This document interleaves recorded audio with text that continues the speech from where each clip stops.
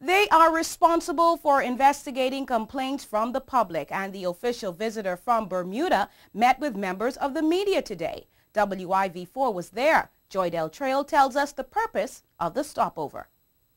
A body giving voice to the complaints of the people of the Turks and Caicos Islands has been restored to its former function. The Office of the Complaints Commissioner has been in existence in the Turks and Caicos Islands for 14 years, but was not fully operational in recent years.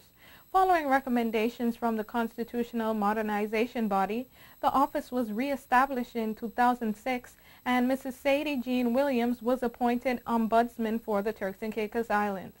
It gives the public a good view of having access to be addressed by the Complaints Commissioner, because what it is, okay, if there's any biasness or any discrimination or anything of that sort would come into play, then the Ombudsman or the Complaints Commissioner will address the need of the person.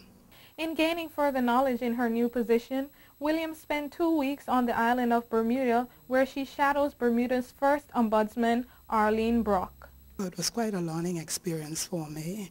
The training what I gained from Mrs. Brock and her staff was quite helpful, and it was quite useful, I should say, in helping me to sort of re-establish the office here in Turks and Caicos. In a follow-up visit to the TCI this week, Brock met with representatives from various public sectors, briefing them on the functions of the office, which include investigating complaints of a maladministration matter from government or statutory bodies. The Ombudsman is a critical institution in the democratic process. For the political process, we have a check on the politicians because we have periodic elections, we have an opposition, we have parliamentary questions, we have the media.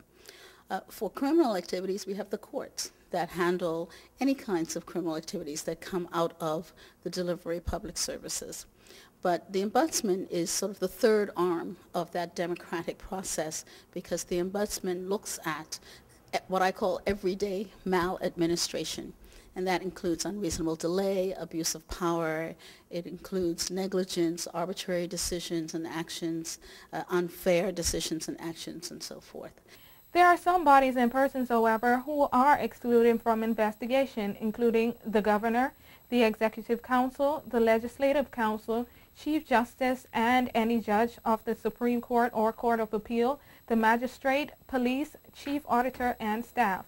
Brock and Williams make it clear that the Ombudsman is neither for or against the people or governing bodies, but is rather an avenue to promote fairness within the public sector. For WIV4 News, I'm Joy Del Trail.